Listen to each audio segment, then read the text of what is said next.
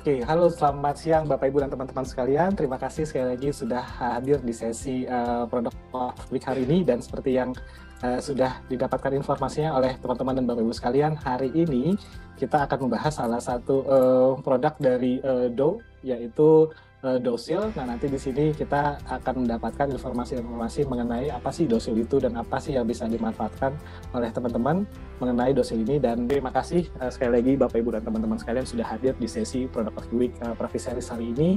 Dan seperti yang tadi saya sampaikan, hari ini kita akan membahas salah satu produk dari Dow, yaitu Docil. Dan seperti biasa di sesi Product of the Week kita selalu kehadiran profesional reviewer, dan hari ini kita kehadiran kembali Pak Satria Ramadana dari Paul Adam untuk bisa menjadi profesional reviewer di sesi hari ini. Selamat siang Pak Satria. Selamat siang Pak Bayu, selamat siang semuanya, Pak John semuanya, selamat siang. Selamat siang Pak Satria. Terima kasih Pak Satria sudah membantu menjadi reviewer lagi Pak. Sama-sama, terima kasih udah dikasih kepercayaan lagi ya buat review dari produk-produk yang akan dipresent di katalog Pro ini. Baik, terima kasih Pak. Dan juga seperti yang tadi saya sampaikan, hari ini kita akan membahas Dow, yaitu Docil, dan kita sudah kehadiran Pak John Tansidar, yang Pak John adalah perwakilan dari Dow ya Pak John.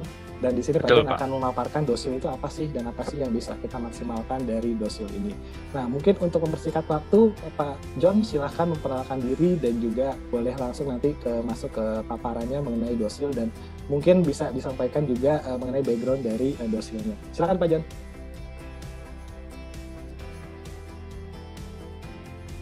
Oke, selamat siang semuanya. Perkenalkan, nama saya John Tansidar. Saya sebagai Customer Manager untuk segmen di High Performance Building dari PT Dow Indonesia selaku prinsipal dari produk Docil. Kesempatan ini, sebelumnya saya terima kasih diberikan kesempatan oleh Katalog Pro untuk melakukan review produk atau untuk memaparkan mengenai produk dari Docil Silicon Sealant untuk aplikasi fasad sistem.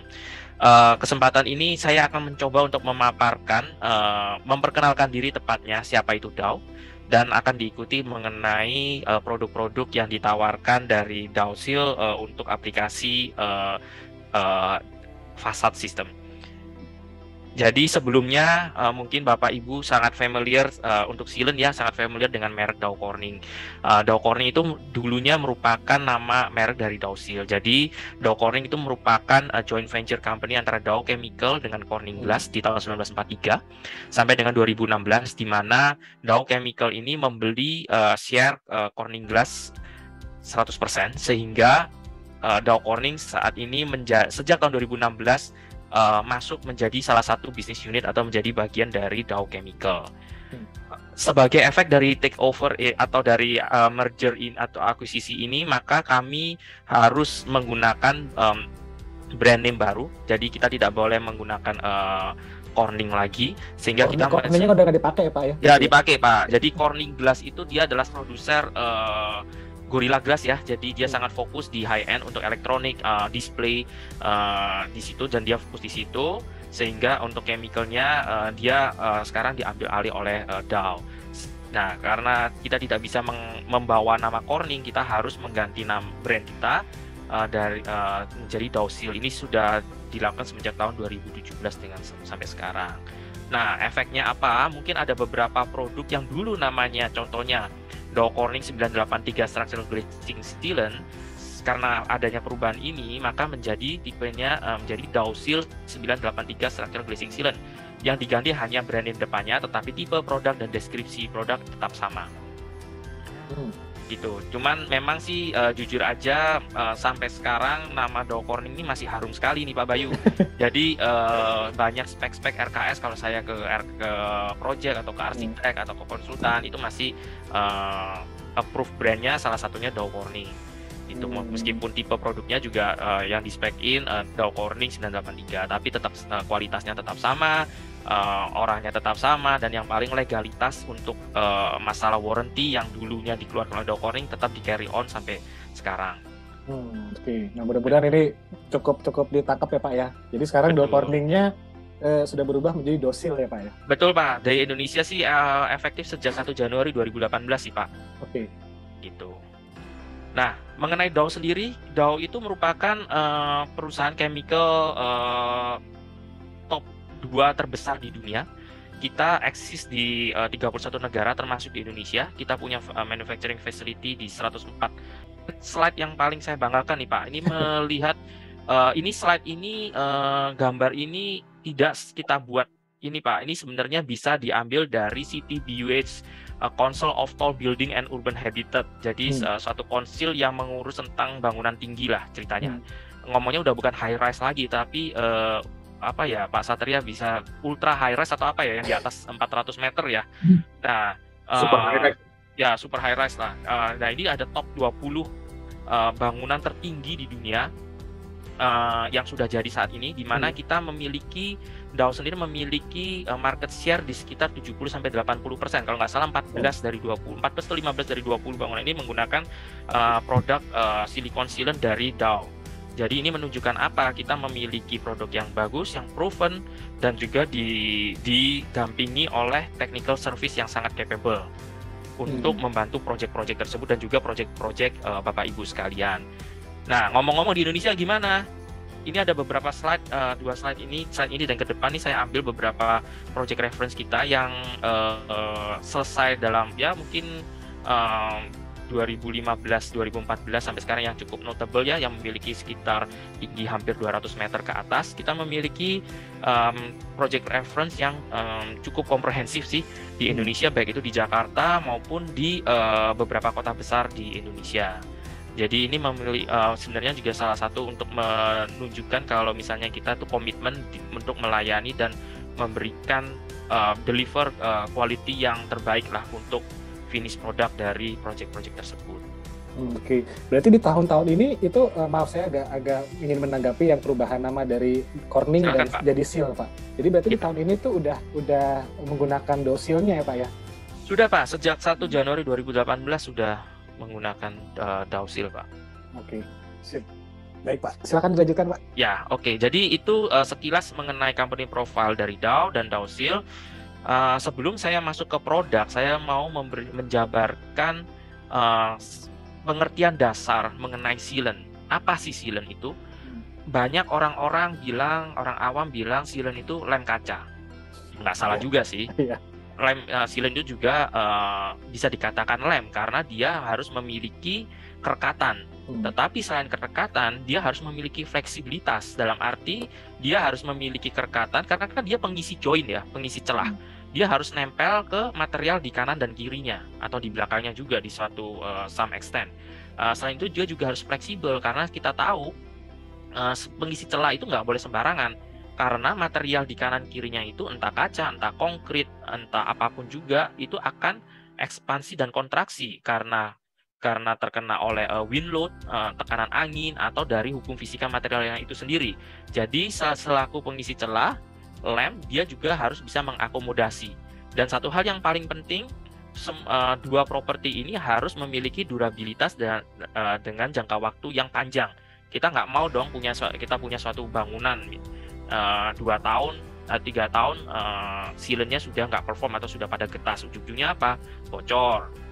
Dan yang paling tragis kan kaca pada terbang. Beberapa minggu yang lalu ada salah satu kasus waktu badai ya Pak Bayu, Pak Satria, kalau nggak salah di Sidoarjo ya, itu ada hotel, saya lupa namanya hotel, ada banyak di berita tuh kacanya terbang tuh Pak. Wah. Ya itu juga mungkin salah satu efeknya itu sebisa sampai sejelek itulah. Se-ekstrim itu ya Pak ya? Se-ekstrim itu betul. Keutamaan sealantnya yang harus dimanfaatin Pak. Betul. Nah selain itu juga sealant itu juga mempunyai peran untuk ngesil ya. Ngesil itu apa ya kasarnya ya, ngeblok lah katakan cuaca dari luar ke dalam dan dari dalam keluar.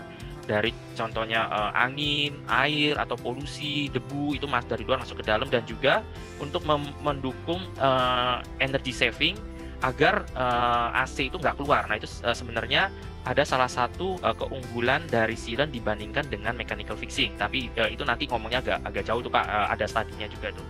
Jadi di sini di slide ini sebenarnya ada beberapa yang harus kita mengerti mengenai sealant itu. Jadi tidak hanya lem, begitu Pak.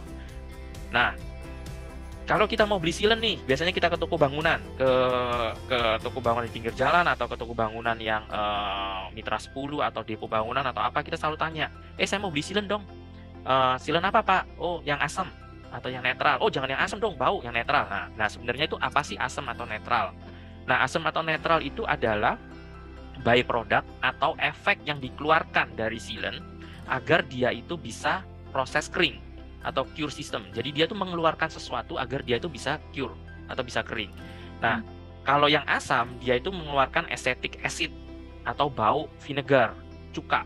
Makanya dia baunya asam. Kalau netral, dia mengeluarkan juga Pak, mengeluarkan gas tapi nggak ke bau. Gasnya itu bisa metanol atau etanol atau yang metil etil ketoksin di sini. Semuanya ada plus minusnya Pak. Jadi contohnya kalau misalnya yang asam, dia plusnya itu keringnya cepet. Makanya tukang kalau ngerjain rumah dia paling senang sealant asam Pak, cepet kelar. Tapi kekurangannya dia tidak bisa tidak fleksibel dipakai di banyak material. Contohnya nggak bisa itu kalau di area-area atau di material yang bisa menyebabkan korosi, karena dari sisi asamnya ini dia akan berinteraksi dan ujung-ujungnya akan mengakibatkan korosi. Contohnya ke metal atau ke cermin.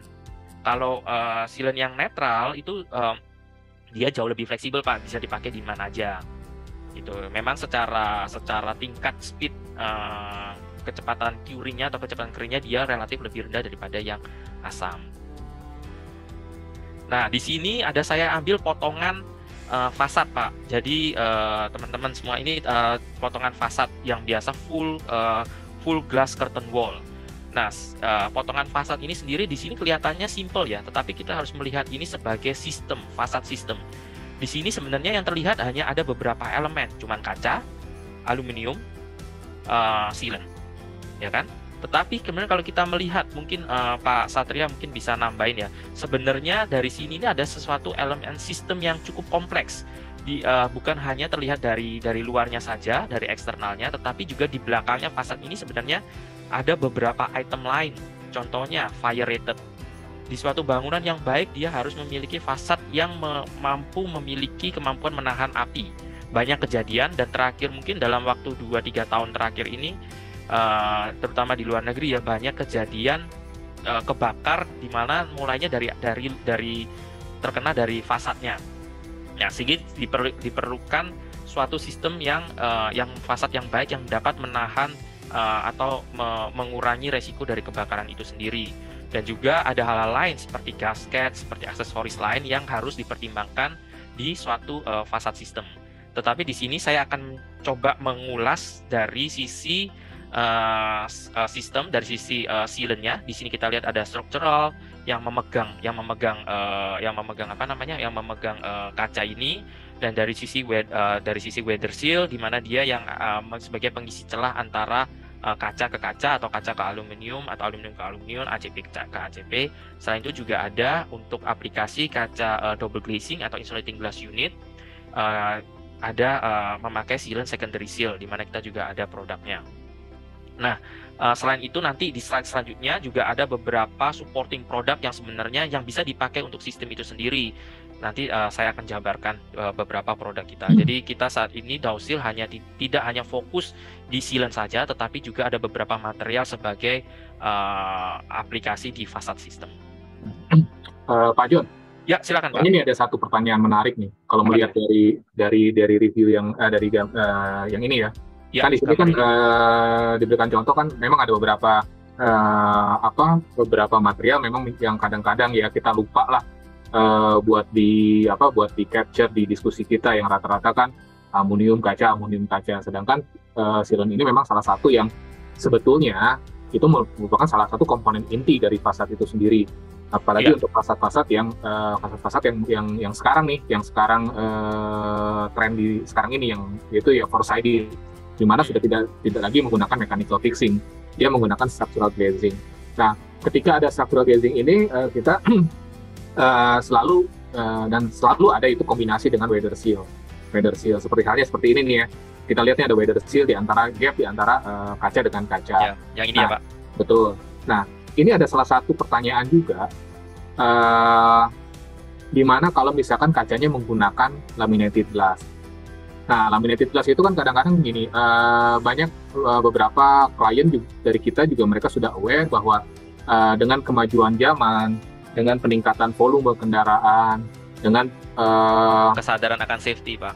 Betul, volume kendaraan dan lain-lain, terutama juga dengan pergeseran antara lahan dibuatnya gedung-gedung di gedung-gedung di sekitar perumahan yang atau kereta. Perumahan yang lama-lama di mana notabene rumah ibadah ada di situ dan kereta juga ada di situ. Nah, mereka banyaknya menggunakan laminated glass di situ. Nah, permasalahannya di sini ketika kita apply weather seal di antara kaca laminate, apakah benar si weather seal itu akan merusak lamination antara kaca dengan si interlayernya? Ya, seperti itu. Ya. Jadi sebenarnya ini ada potensi, Pak. Jadi suatu fenomena ya. Jadi namanya mungkin tadi Bapak Pak Satria tadi yang jabarkan itu fenomena namanya delamination ya Pak Satria ya. Betul. Nah, jadi sebenarnya ini ada stadinya Pak Satria. Memang ada potensi kalau misalnya interlayer tadi terkena dengan sealant, bisa terjadi fenomena delamination. Tetapi kita sebenarnya sudah dari Dow sendiri kami melakukan studi dengan beberapa interlayer manufacturer di dunia untuk melakukan studi bareng. Yuk kita studi bareng sih sebenarnya gimana efeknya. Dan itu kita melakukan studi bareng berdasarkan, kan mereka ada expertise-nya sendiri ya Pak ya. Mereka ada standar tesnya sendiri bla bla bla. Dari produk-produk kita itu dites. Nah, kalau nggak salah Pak, saya pernah baca di beberapa literatur dari report-report mereka, kalau misalnya sealant yang memiliki kemampuan property non-stain itu akan menekan potensi terjadinya delamination tersebut Pak, dibandingkan sealant yang tidak memiliki fitur non-stain gitu. Memang tidak bisa di 100% dihilangkan Pak, cuman potensinya aja. Berarti yang kalau non-stain itu kan berarti kan dia oily ya, dia lebih oilnya lebih banyak stainingnya. Yang kebalik Pak, yang non-stain itu kadar oilnya dikurangi. Ya, yang staining itu, yang kadar olinya itu kadar minyaknya itu lebih banyak dari yang non-stain, sehingga minyaknya itu yang dapat menekan yang dapat menekan adhesion antara si kaca dengan si interlayer, sehingga timbullah delamination. Betul Pak. Okay. Ya lebih kurang sih seperti itu Pak. Gitu. Ada studinya Pak dari 3 atau 4 interlayer manufacturer, mereka ada studinya dan brand kita ada salah satu yang di trial sama mereka Pak. Oke. Ya. Lebih kurang gitu. Tapi hasilnya gimana? Oke, dari Dow. Oke sih Pak, yang 991 ini yang kita yang non-stain itu setahu saya semuanya pas semua. 791 juga banyak kan pas sih Pak. Oke. Yang di trial majority di 2 ini Pak. Ya. Gitu. Memang sih delamination itu salah satu fenomena ya sebenarnya ya, yang mengganggu performance dan juga mengganggu mata ya Pak Satria ya kalau terjadi. Ya betul sekali. Oke. Nah, jadi untuk produk-produk dari Dow Seal sendiri untuk high-rise building itu semuanya baik itu untuk structural atau weather seal atau insulating glass itu semuanya netral ya, dan memiliki sertifikasi dari SGBC dari Singapura 3 tick excellent. Untuk produknya sendiri kita memiliki cukup variatif dari structural sealant ini. Kita ada tipenya 795 ini adalah satu komponen memiliki joint movement plus minus 50%. Dan juga kita ada yang 995 ini di atas 795. Jadi apabila Bapak Ibu atau teman-teman sekalian mendesain suatu bangunan di mana memiliki area yang didesain untuk tahan bom atau tahan guncangan, produk yang cocok adalah di 995 kalau misalnya satu komponen. Berarti ini cocok sama di daerah-daerah yang berpotensi gempa ya Pak ya?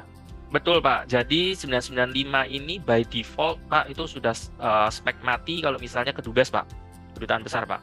Oke. Udah pasti Dow Seal 995. Jadi kedutaan Amerika, Australia, cuman satu lagi Pak yang diingat Pak, kita ngomongnya kalau tahan bom atau tahan goncangan itu harus melihatnya sebagai sistem ya Pak ya.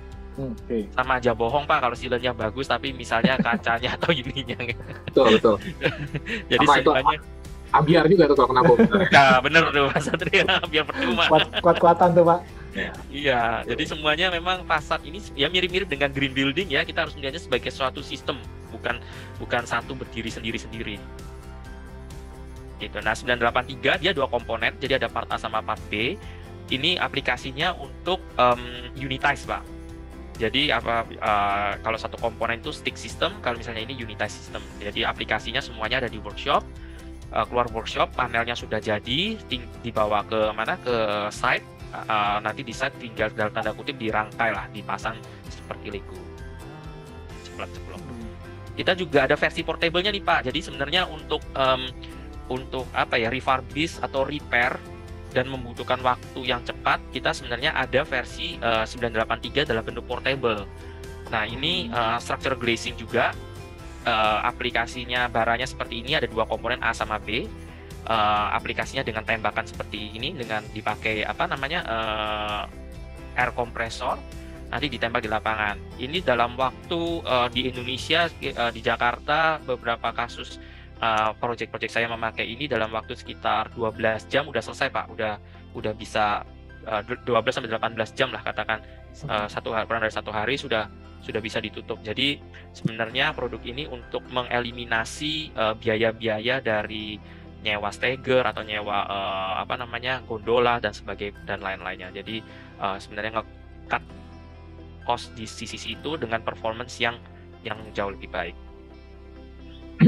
Oh ya Pak John, untuk yang tadi untuk yang two part ini ya, yang 121 ini, ya.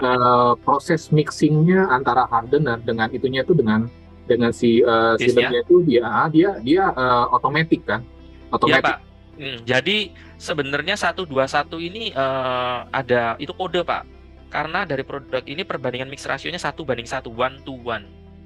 Jadi dia akan beda dengan yang ini ya, yang 983, karena kan base-nya kan drum sama katalisnya kan pale gini, jadi perbandingannya dia kira-kira 1:10 sampai 1:13 ya. Kalau di sini 1:1, jadi nanti dia akan campur di ujungnya sini Pak, dia akan kecampur sendiri, keluarnya akan nyampur sendiri Pak.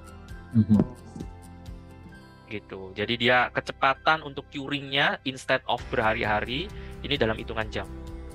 Oke, bagaimana dengan pressure penekanan? Kan ketika kita aplikasi sealant itu harus kita perhatikan adalah tekanan dan kecepatan aplikasinya, betul kan? Kecepatan, tekanannya berapa berapa bar, lalu kecepatan aplikasi terhadap itu per meter. Nah, jika menggunakan two-part ini, apakah berpengaruh seperti itu?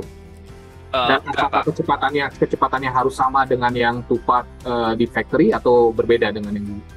Sama Pak, sama. Karena di sini dia kan udah pakai pneumatic gun, ini kan udah otomatis ya Pak ya. Kan dia didorong oleh air pressure.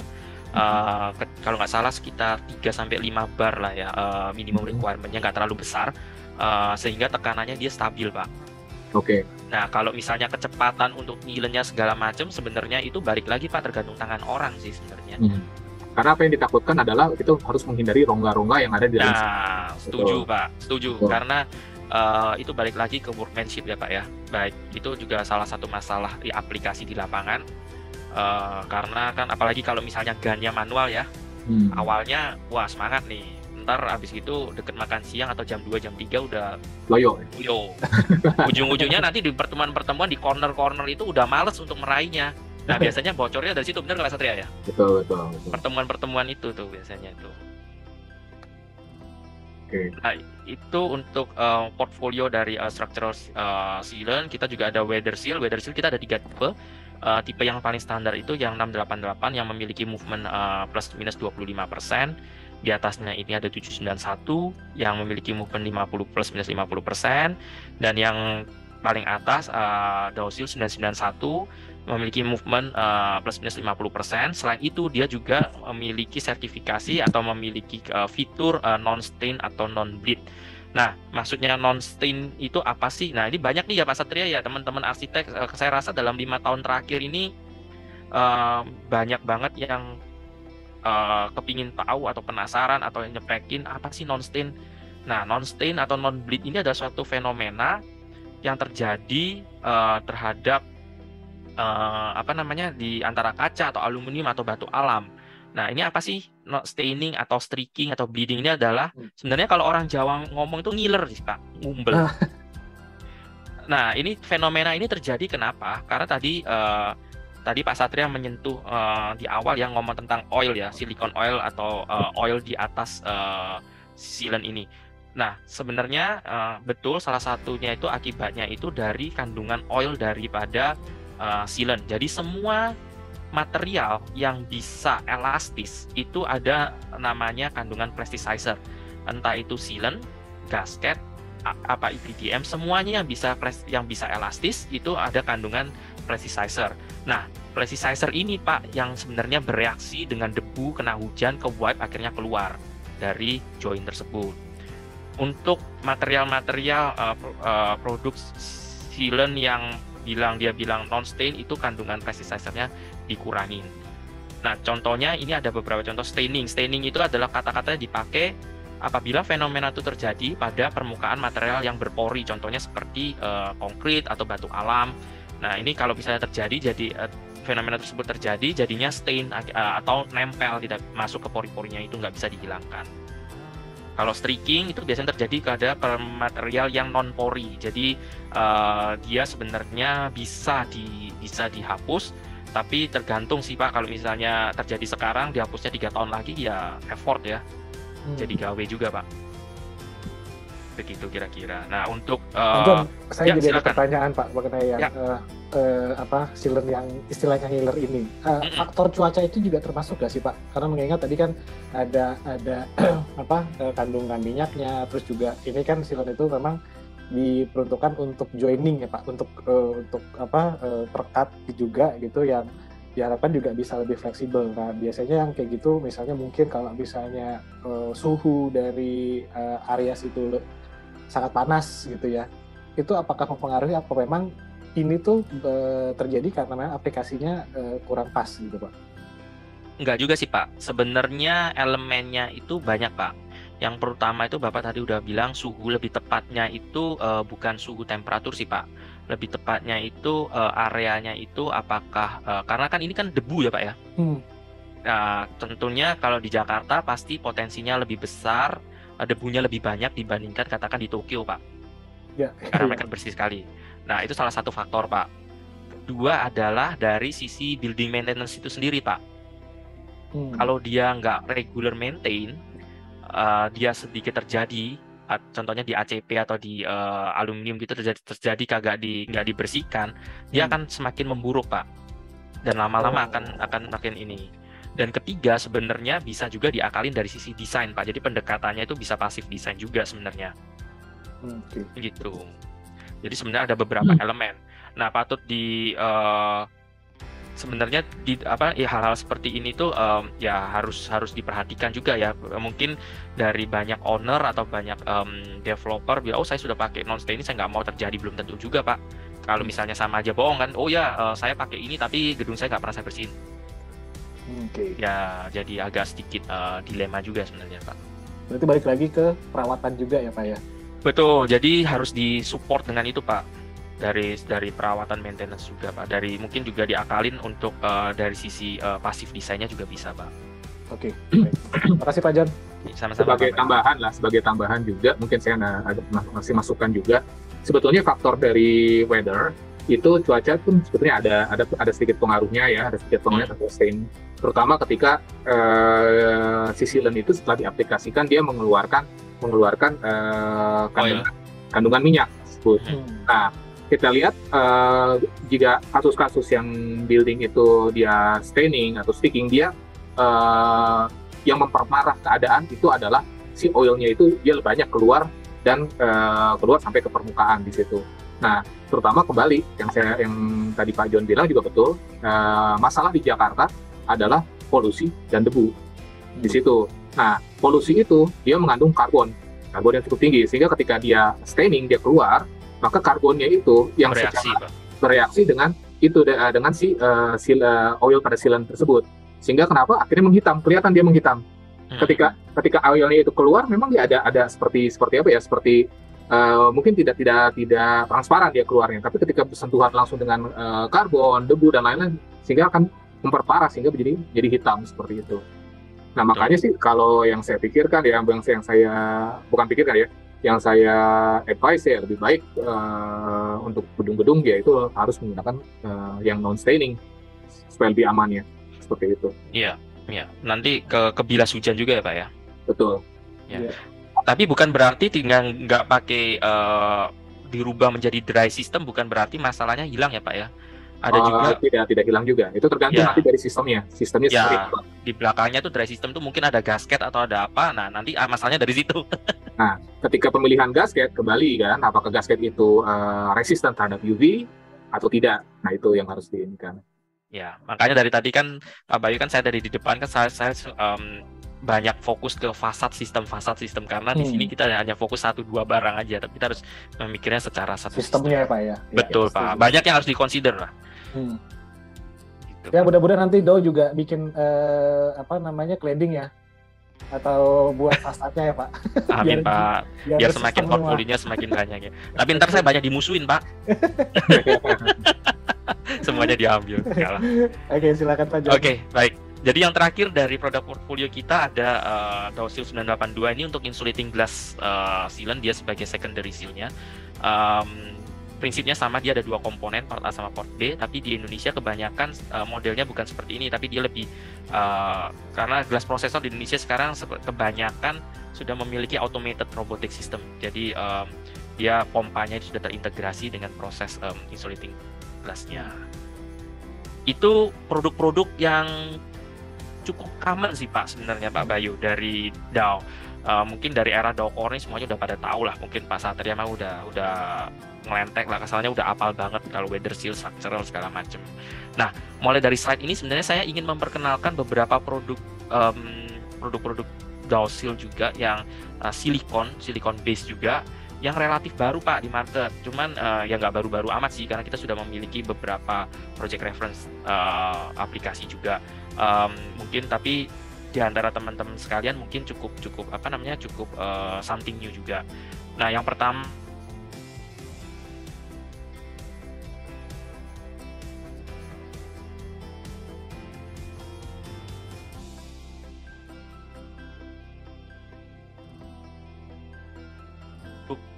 yang dibawa portfolio untuk fire rated sih Pak. Cuman yang saya highlight di sini yang Smoke Seal 800 SL, karena ini cukup unik, 4 jam. Satu properti lagi, dia memiliki kemampuan untuk menahan asap. Nah, kalau misalnya tadi kan saya bilang di gambar saya ya, yang tadi di awal beberapa slide yang lalu, itu kaca kan dilihat dari depan ya. Nah, ini yang belakangnya nih. Ini tapi animasi saya nggak nemu yang bagus nih. Tapi saya ambil aja yang mewakili. Nah, sebenarnya di belakangnya itu yang benar, sistem fasad yang baik, di belakang cladding, di belakang kaca atau di belakang aluminium, dia ada mineral wool. Di antara kaca ini dengan concrete slab ya, dia di perimeter shaftnya itu dia ada namanya mineral wool, dan yang benar dia di atasnya mineral wool ini ada smoke seal. Jadi fungsinya apa? Kalau misalnya ada kebakaran, mineral wool ini yang akan menahan fire rate, menahan apinya, smoke seal-nya ini yang akan menahan asapnya. Seperti kita ketahui, kebanyakan kasus kebakaran, korbannya itu yang meninggal atau korban yang luka-luka, itu kebanyakan disebabkan bukan terkena api, tetapi karena dari keracunan asap atau tidak bisa bernafas. Nah, ini yang dicegah. Jadi sebenarnya suatu elemen fasad sistem memiliki fire rated, yang kalau dibilang fire rated itu tidak cukup hanya dengan menggunakan mineral wool, tetapi harus memiliki produk yang bisa menahan asap tersebut. Nah, perbedaan dari produk Dowsil Smoke Seal 800 SL ini, dia memiliki movement Pak 25%. Jadi seperti kita ketahui kalau ada pergerakan ya di fasad ini kan, entah dari kacanya, entah dari slabnya, entah dari kalau misalnya ada kontainer di depan dia agak bergerak atau kena wind load bergerak, pasti ada movement nih di sini nih. Nah, kalau misalnya ini kacanya bergerak, mineral wool-nya bergerak, ini nggak ikut bergerak, nanti akan crack, ujung-ujungnya akan ada celah untuk asap untuk masuk. Nah, dengan produk ini dia akan ikut bergerak. jadi kayak goyang dangdut gitu Pak. Jadi dia akan tetap bergerak juga mengikuti alur pergerakan dari bangunan ini. Sehingga untuk potensi terjadinya crack atau gap itu jadi mengecil. Aplikasinya saya bilang tadi di atas mineral wool, biasanya itu mineral wool itu memiliki biasanya perimeter shaft itu lebarnya itu sekitar ya di Indonesia mungkin sekitar 50 sampai 150 mili ya biasanya. Nah, itu biasa karena dia mengikuti lebarnya mineral wool tersebut dengan thickness kira-kira 2 sampai 3 mili. Dengan kombinasi ini dapat diperoleh EI atau fire integrity sekitar 120 menit dengan kombinasi yang seperti ini. Di mana saya rasa untuk fire rated dari fasad sudah bagus ya Pak Satria ya untuk EI-nya ini. Untuk materialnya sudah. Nah, cuman Pak, untuk ini sudah pernah dites dengan ASTM E2307? Kita pakainya IN Pak, 1366-3. IN 13663. Ya. Kita base-nya pakai IN. Oke. Sebenarnya sama sih, yang ASTM-nya itu sama Pak. Standar sama sih sebetulnya ya, itu buat multi. Beda aliran aja Pak, satu Amerika, satu US, satu Europe. Ya sama aja, itu buat multi story testing, Betul, Pak. testing gitu. Betul Pak. Oke. Yang untuk 13501 sudah ada Pak juga ini. 13 ini Pak. Oke. Ya. Oh, itu sudah ada UL juga, UL 20. Betul Pak. Okay. Iya Pak. Ya. Jadi cukup lengkap ya untuk ininya. Yeah. Certification-nya. Untuk project reference di luar negeri ini salah satu project pertama kita di Swedia. Selain menggunakan smoke seal juga menggunakan produk yang tadi saya jabarkan di beberapa slide yang lalu. Di Indonesia kita ada beberapa project. Nah, OCBC One Tower ini project-nya Pak Satria nih. Di BSD ini udah baru jadi ya beberapa bulan yang lalu. Ya, ada juga Innofarm ini yang dekat tempatnya Pak Satria juga di Bandung, Mayapada Hospital.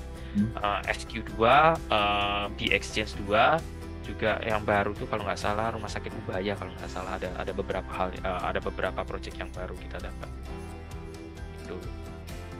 Itu yang untuk yang smoke seal. Yang kedua ada namanya protective fillable coating, tipenya Dowsil 650 protective fillable coating. Ini apa sih? Nah, contohnya seperti ini nih. Contohnya dia sebenarnya kayak screen protector sebenarnya. Jadi dia melindungi material kaca, majority kaca sebenarnya bisa diaplikasi ke aluminium juga pada saat proses aplikasi, transportasi maupun instalasi maupun sampai dengan sebelum project handover. Jadi dia mencegah terjadinya scratch. Terus yang paling klasik ini di konstruksi kita ini kecipratan semen nih. Kecipratan semen, jadi dia itu akan merusak kaca, apalagi kalau misalnya kacanya coating. Dan juga kalau ada satu hal lagi yang masalah klasik itu kalau misalnya ada orang ngelas Pak, deket-deketnya situ kecipratan bunga-bunga api itu biasanya akan merusak kaca atau aluminium. Jadi dia melindungi dari potensi-potensi resiko tersebut, sehingga ujung-ujungnya apa? Pada waktu handover, proses cleaningnya itu lebih mudah dan lebih kinclong. Dan yang penting dalam prosesnya itu biasanya kalau terjadi kena kecipratan semen itu ada salah-salahan ya Pak ya. Iya betul. Betul. Cuman ya kebanyakan sih memang harus mengakui ketika misalkan ada kecipratan dengan itu. Contoh di dalam ya, di area interior, ya kalau misalkan material dari konkritnya itu nempel ke kaca, ya itu salah main kontraktornya. Nah, tapi akhirnya main kontraktornya akan salah-salahan juga ke yang fasad kontraktornya, kenapa nggak ada proteksi. Nah, seperti itu. Soalnya ketika konkrit itu nempel di kaca, nah itu terjadi chemical reaction sebetulnya, sehingga akan merusak kaca. Dan itu tidak akan dibersihkan besokannya karena sibuk pada bingung nyalain siapa prosesnya itu, jadi baru dibersihinnya bulan depan, jadi udah mengerak. Ngejar progres dulu yang pasti Pak. Nah betul Pak, itu yang pasti. Ngejar progres dulu. Nah, dengan produk ini sebenarnya bisa memberikan extra layer atau memberikan protective temporary pada permukaan kaca atau aluminium. Dia water base ya, bahannya water base akrilik, jadi seperti cat, memiliki pH 7,5 dan memiliki VOC yang rendah. Untuk aplikasinya sendiri rekomendasi kita sekitar 50-100 mikron, itu bisa di-achieve dengan 2 kali layer pada permukaannya. Jadi pada awalnya dia liquid, setelah 15-30 menit dia akan menjadi mengeras atau menjadi seperti screen protector layer. Kita juga sebelum launching produk ini, kita juga melakukan berbagai macam trial untuk masalah durability, melihat masalah durability. Jadi kita lihat weatheringnya, kita lihat aging testnya, simulasi, dan juga kita bekerja sama dengan contohnya di Indonesia kita ngetes juga dengan sampel-sampel kaca coating dari Asahi Mas. Kita tes untuk kita lihat weatherability-nya dari sisi kita dan dari sisi Asahi Mas juga. Selain itu juga kita coba untuk dicelupin ke air yang madi ya, yang ini. Jadi kita coba celupin di 2 minggu. Setelah itu kita lihat apakah mudah nggak untuk di kletek coatingnya. Selain itu juga produk ini memiliki compatibility yang baik dengan produk-produk sealant dari Dao-Seal sendiri. Jadi itu tidak usah dipertanyakan, pasti akan kompatibel. Ini adalah salah satu contoh ya. Saya jadi penasaran, berarti ini konteksnya seperti kalau kita pasang kaca film di mobil ya Pak? Cuman kalau kaca film itu bentuknya lembaran, kalau ini cairan yang nanti pada saat setting menjadi seperti lembaran kaca film. Kurang lebih seperti itu Pak Jon? Kurang lebih seperti itu Pak, cuman bedanya kalau misalnya kaca mobil di film kan permanen ya Pak ya. Kalau ini temporary Pak, sebelum dia pada waktu dia handover dilepas semua Pak. Oh, oke. Jadi memang fungsinya untuk betul-betul protektif untuk sebelum itu ya Pak. Jadi gini Pak Bayu ya, kalau misalkan protective film ini kan, jadi gini, ada beberapa zaman sebelum adanya protective film, protective seal gini, ini protective coating ini adalah dulu menggunakan plastik. Awalnya menggunakan plastik cor-coran Pak. Plastik, ada plastik cor-coran atau plastik yang buat di kaca gitu kan. Nah, tapi dengan berjalannya waktu, ketika kita panelnya dipasang, kacanya dipasang, itu lama-lama belum juga 1 minggu, itu plastiknya udah lepas. Betul. Ya, plastiknya lepas sehingga ada yang lepas sendiri, ada yang lepas iseng tuh Pak biasanya. Banyak kan sih lepas sendiri ya, itu ada hujan, ada apa lepas. Nah akhirnya si kontraktor itu yang pertama kan dia harus pasang ulang, karena dari segi konsultan kita bilang itu lepas tuh, pasang lagi gitu kan. Nah, pasangnya itu kan entah kapan, entah besoknya dipasang atau seminggu kemudian atau 2 minggu kemudian dipasang. Karena mungkin kalau kontraktor mikir, kalau satu saya pasangin, mendingan tunggu aja udah banyak saya pasang lagi gitu kan. Tapi akhirnya apa? Akhirnya itu banyak kendala lah, seperti misalnya ketika proses concretingnya masih jalan atau proses plastering masih jalan, si kaca itu jadi rusak gara-gara si semen itu, gitu kan. Jadi semen itu nempel ke kacanya. Nah, terus yang ada hal lain adalah site itu menjadi berantakan, jadi kotor. Kenapa? Karena si plastik-plastiknya itu terbang kemana-mana gitu kan. Nah, akhirnya timbullah inovasi baru. Sebenarnya bukan inovasi baru ya, ini inovasi udah lama juga. Kalau proyek di luar itu sudah standar, ya, Pak, ya? Sudah common melakukan ini. Jadi akhirnya si kaca itu ketika setelah dia proses untuk unit sistem ya, setelah dia proses di assembly ke panel itu, dia akan apply si kacanya itu baik depan atau belakang. Setelah apply, tunggu berapa lama, akhirnya si liquid itu mengering gitu loh. Nah, setelah dipasang, misalkan saat dipasang di lapangan, nah kita kan tunggu sampai gedung ini akan handover ya. Nah, akan handover dan akan cleaning. Nah, setelah udah terpasang semua, mulailah kita buka satu-satu. Dan bukanya pun tidak susah, mudah. Kita buka dan kemudian kaca yang terlihat menjadi bersih, tetap bersih seperti itu. Nambahin juga Pak, yang dulu biasanya dipasang kayak layer gitu, yang tadi Pak Satria cerita, itu nanti ngelemnya itu biasanya pakai tip nggak jelas gitu tuh Pak, pakai lakban apa segala macam. Ujung-ujungnya kalau misalnya dia bertahan lama, pada waktu dia mau ngeletek, mau nyopot, ada residu adhesif tuh Pak. Biasanya nanti ada susah dibersihkan ke coating atau ke coating kacanya atau ke aluminium frame-nya gitu. Itu juga PR juga ya Pak Satria ya. Betul. Betul. Oke. Wah, ini solusi nih. Iya Pak. Untuk jadi ini building owner ya Pak. untuk Iya. jagain proyeknya sebelum handover tetap clean dan tidak ada spot-spot yang mungkin jadi kurang bagus sebelum handover ke customer mungkin gitu ya Pak. Betul Pak. Jadi kalau sekarang ini saya dan beberapa teman konsultan fasad lainnya juga sudah ya, kita misalkan berwacana, bukan berdiskusi bahwa kedepannya di Indonesia ini kita harus menetapkan untuk proteksi kaca itu harus menggunakan proteksi coating seperti ini dibanding dengan menggunakan plastik seperti itu. Ya. Oke, baik. Menarik nih Pak. Baik, Ya, silakan Pak Jan. Ya, ini jadi salah satu trial juga tes kita mendekat dengan orang yang las ya. Jadi tidak di sini kita lihat kalau percikan apinya itu hanya nempel di permukaan coatingnya, tidak mencederai kacanya. Kalau misalnya tidak tanpa diproteksi, di sini kita lihat bakal ada kebakar ya dari kacanya. Nah, untuk aplikasinya sendiri ini ada videonya nih, mungkin bisa disimak ya.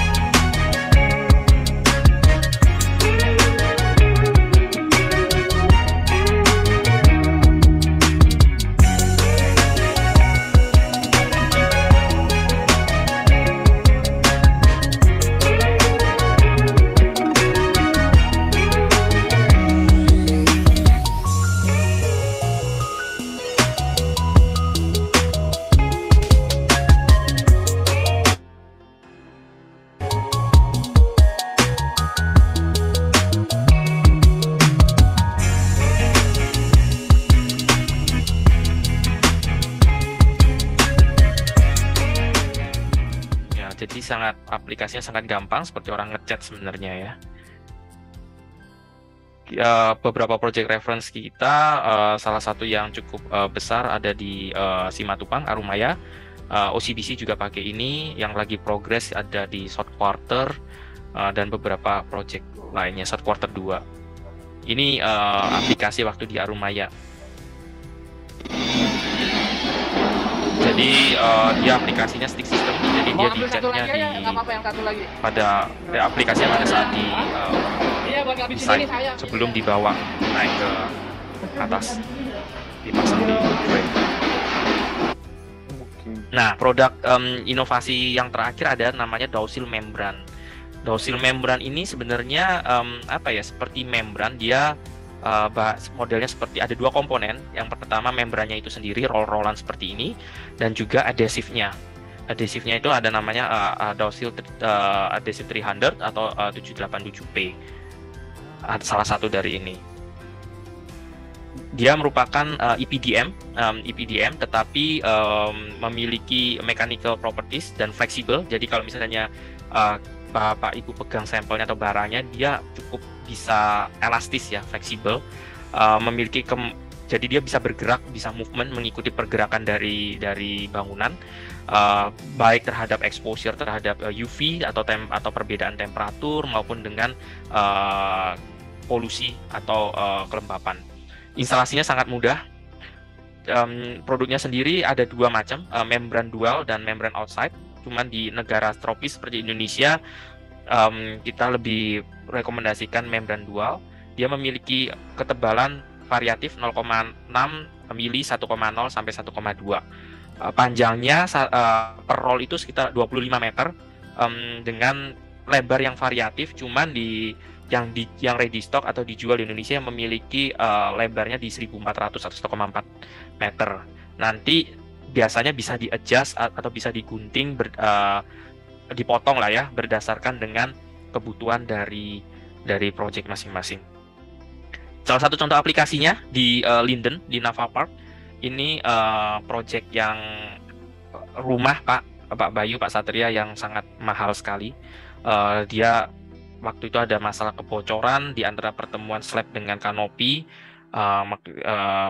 mencoba memakai alternatif barang yang lain tidak bisa menjawab, tetapi memakai ini bisa dipakai. Jadi dia bisa mengikuti tekstur. Di sini kita lihat kalau misalnya materialnya ini bertekstur, jadi dia membran ini dia bisa mengikuti teksturnya. Berarti Beberapa project sistemnya reference masih kita sistem bakar ya? cukup banyak ya. OCBC Pak Satria juga ada pakai di beberapa area, Padma di Semarang, BRI Tower, Menara Jakarta juga ada pakai beberapa area, dan yang terakhir yang sedang instalasi di Geraha Unilever. Nah, ini salah satu contoh aplikasinya. Jadi mungkin ada join-join yang ukurannya relatif besar, yang tidak bisa memakai sealant. Nah, salah satu solusinya adalah memakai membran ini. Selain itu juga untuk area flashing juga bisa seperti ini. Ini unitize di bawahnya, dudukan untuk fasad unitize. Di area basement juga di area ini di suatu fasad untuk area spandrel sebelum di belakangnya backpaint biasa dipasang membran ini untuk mencegah kebocoran. Oke, Pak John, sedikit sekian sih Pak presentasi dari saya Pak. Mungkin ada pertanyaan? Sedikit menanggapi yang membran tadi Pak. Jadi Ya, kalau membran itu kesannya itu adalah dia teknisnya dibakar ya Pak. Itu apakah? Enggak Pak, ini nggak dibakar Pak.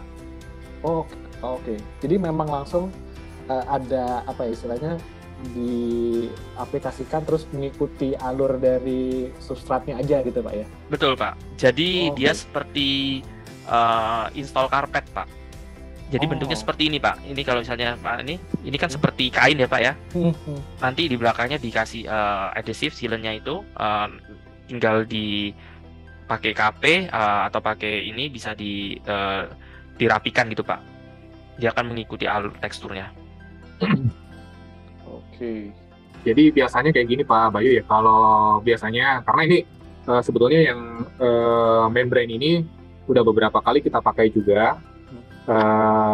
Dari beberapa produk, bukan hanya Dow, tapi mungkin di sini sedang presentasinya Dow. Kita juga ada project kita yang pakai Dow juga. Salah satunya di Indonesia itu yang pakai OCBC itu ya Pak ya, One Tower. Betul Pak. Jadi fungsinya dari membran ini sendiri adalah pada sistem curtain wall itu banyak sekali sebagai closure, sebagai closure itu dia menggunakan metal flashing. Tetapi metal flashing ini terutama untuk yang hidden itu tidak fleksibel. Ada kalanya beberapa spot dia tidak bisa dilakukan, sehingga si metal flashingnya itu tumpang tindih, kemudian kita aplikasi dengan weather sealant. Pada akhirnya weather sealant itu akhirnya cukup tebal seperti itu. Nah, akhirnya ada solusi lainnya adalah menggunakan membrane seperti ini. Nah, hanya untuk waktu yang lalu itu membrane itu bahannya itu dari base materialnya adalah aspal. Bitumen ya Pak? Bitumen membrane gitu, bitumen membrane. Nah, cuman akhirnya dengan menggunakan bitumen membrane ini agak sedikit berantakan. Durability-nya juga isu juga. Betul, isu di durability-nya, sehingga ketika proses aplikasinya tetap harus menggunakan flashing. Flashing yang kecil ukuran 2 cm itu buat apa? Buat penyangga, sehingga ketika terjadi perekatannya tidak bagus, dia masih ada flashing yang memang ada mechanical screw-nya di situ. Ada anchorage-nya, pakai anchor yang kecil-kecil seperti itu. Nah, itu permasalahan yang lalu ya, seperti itu, selain dari metal flashing ataupun bitumen membrane. Nah, itu permasalahannya. Nah, sehingga ada yang baru ini adalah PDM membrane, di mana dia memang lebih fleksibel. Kalau yang bitumen itu dia kurang fleksibel, ketika ditarik-tarik itu dia masih ada kekakuannya yang lumayan tinggi gitu dibanding dengan EPDM seperti itu. Oke.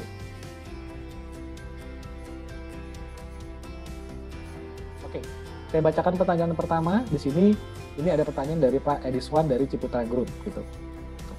Pak Edison menanyakan produk dosil ini apakah pernah diaplikasikan di bangunan landed seperti di kusen jendela atau pintu, dan masa tahannya berapa lama ya Pak?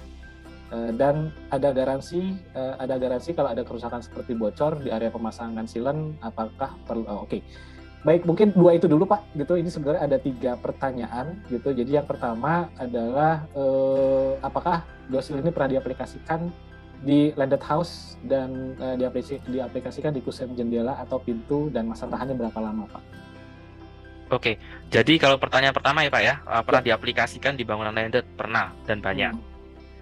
Dan pertanyaan kedua, masa tahannya berapa lama? Nah, ini agak sedikit tricky nih jawabnya nih. Karena masa tahan berapa lama itu harus dilihat dari sisi produk dan aplikasi Pak. Dan juga mungkin ada elemen desainnya. Benar Pak Satria ya? Karena produk yang bagus kalau aplikasinya jelek sama aja bohong Pak. Aplikasinya bagus, produknya biasa-biasa aja, ya mungkin agak sedikit naik sedikit lah. Cuman di satu sisi masa tahan berapa lama ini sebenarnya ya balik lagi tergantung dari aplikator. Dari kami, kita memiliki warranty 10 tahun Pak, produk warranty. Produk warranty itu dalam arti dalam waktu jangka 10 tahun barang yang kita supply akan memiliki performance seperti yang ada di technical datasheet, di mana itu tidak getas dan tidak berubah warna. Itu salah 2 yang termasuk coverage dari warranty. Nah, kalau masalah tahan segala macam itu kan dilihat dari berbagai sisi ya Pak ya. Biasanya yang paling kelihatan itu dari sisi bocor. Nah, bocor itu harus dioprek lagi nih Pak Ediswan. Jadi harus dioprek lagi kalau bocor ini karena apa? Bocor ini bisa karena pertama silennya getas. Biasanya silen yang tidak memiliki kemampuan tahan terhadap ultraviolet yang bagus, dia akan lama-kelamaan dia akan mengeras getas. Dengan adanya getas, dia akan memiliki kekurangan dari adhesion propertinya Pak, kerekatannya. Kalau misalnya propertinya kerekatannya dia berkurang atau tidak ada, itu akan menyebabkan bocor. Nah, dari situ juga bisa mengakibatkan karena dia udah getas mengeras, pergerakan jendela baik ini di landed maupun di prinsipnya sama ya Pak ya, di landed maupun di high rise, dia tidak bisa menampung pergerakan ini, ujung-ujungnya akan mengakibatkan celah. Nah, biasanya dari bocor itu terjadi dari situ Pak. Itu baru saya ngomong dari produknya Pak, belum dari sisi aplikasinya. Dari sisi aplikasinya itu balik lagi kan saya tadi sempat singgung juga dengan Pak Satria tadi, dengan Pak Bayu, kalau misalnya dari sisi aplikasi itu tergantung tangan Pak. Nah, di sini workmanship itu juga salah satu peranan penting Pak. Workmanship itu bisa ditanggulangin dengan QA/QC yang baik. Nah, kalau misalnya Bapak Bapak Pak Ediswan tertarik, kita bisa diskusi lanjut. Kita bisa dari kami, dari tim DAO akan ajarkan ini loh Pak, yang silennya untuk aplikasinya yang baik dan benar. Ini loh Pak yang harus dilihat di QA/QC. Ini yang membedakan. Ini kenapa kok terjadi gini gitu. Jadi kita studi kasus aja Pak langsung dan diskusi, sehingga akan memberikan empowerment dari tim Bapak untuk tahu ini cara ngelihatnya gini gitu. Ini saya belum ngomong masalah desain ya Pak ya. Kadang-kadang desain itu juga mungkin Pak Satria yang lebih sangat capable untuk masalah desain. Kadang-kadang desainnya itu ada mungkin orang yang desain di mana nanti udah silennya ditebelin aja. Silennya ditebelin ternyata semua jalur airnya diblok semua, ujung-ujungnya nggak bocor di sini sih, tapi dibocor di sebelah sana. Bener nggak Pak Satria ya?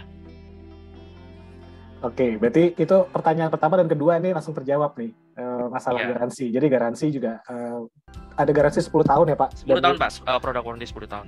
Tidak ada warranty kebocoran ya Pak ya, karena warranty itu kan back to back ya sifatnya ya. Warranty bocor, segala macam itu kan biasanya diberikan oleh aplikator ya. Sedangkan kita membackup dari sisi produknya. Cuman ada beberapa developer juga, building owner itu juga kontak ke saya langsung untuk ya diskusi lah masalah seperti yang saya tadi cerita Pak. Oke, nah menyinggung aplikator Pak, Pak Edison juga menanyakan apakah perlu aplikator khusus atau cukup hanya di supervisi saja. Jadi maksudnya Pak John tadi sempat sampaikan bahwa akan ada services untuk istilahnya training gitu. Nah, apakah cukup ada training aja atau perlu ada aplikator yang ditunjuk oleh DAO Pak untuk pengaplikasian? Dari kami tidak ada aplikator khusus ya Pak ya, dan untuk aplikator sendiri sebenarnya kan barang ini sifatnya umum ya Pak, maksudnya aplikator yang biasa mengerjakan fasad atau mengerjakan window atau window and door itu mereka cukup capable untuk aplikasinya. Cuman saya harus terangkan Bapak posisi sebagai building owner atau sebagai property owner harus diperkuat dengan supervisinya Pak, dari tim QA QC-nya. Nah, dari sisi kami, kita akan bisa memberikan service untuk training, Pak. Jadi, misalnya, ini sering kita lakukan ya, baik di project high rise, ada juga di beberapa project yang landed. Jadi, kita training dari aplikatornya di awal. Nanti kita juga training dari sisi tim dari ownernya. Nanti secara berkala kita akan balik lagi dan refreshing gitu Pak. Jadi random check atau gimana gitu. Okay. Ya, itu ada bagian dari servis kita Pak. Jadi berarti pada saat ingin membeli atau mengaplikasikan Do ini nggak hanya tinggal hanya di share materialnya, tapi juga dijagain ya Pak, ada supervisinya gitu. Betul Pak, makanya itu salah satu kekuatan dari DAO. Kita bukan cuman jual barang aja Pak, tapi kita juga memberikan pendampingan dan juga knowledge bagi user Pak. Untuk aplikasinya. Baik, terima kasih Pak John. Dan seperti itu Pak Ediswan, mudah-mudahan cukup menjawab.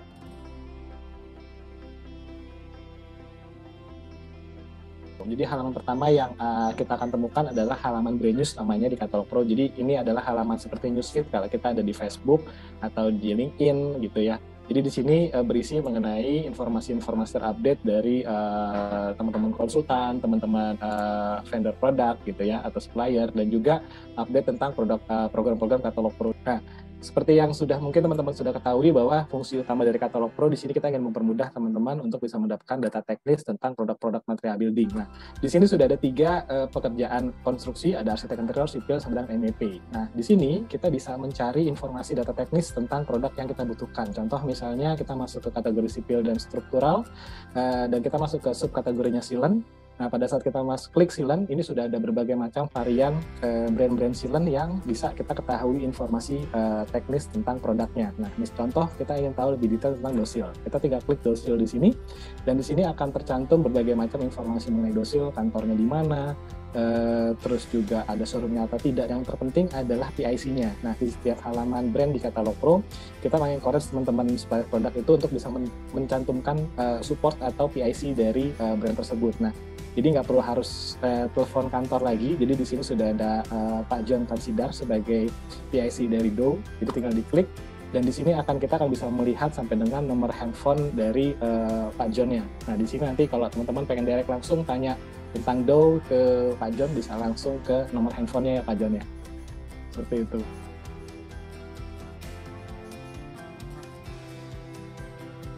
GoPro. Terima kasih teman-teman dan Bapak Ibu sekalian, dan semoga apa yang disampaikan hari ini bermanfaat, dan semoga sehat-sehat semua Bapak Ibu dan teman-teman sekalian. Sampai jumpa kembali di sesi Product of the Week minggu depan, dan juga hari Jumat kita ada Protops untuk membahas mengenai Pravi Gala Dinner dan second anniversary di tanggal 17 November nanti. Sampai ketemu hari Jumat Bapak Ibu dan teman-teman sekalian. Assalamualaikum warahmatullahi wabarakatuh.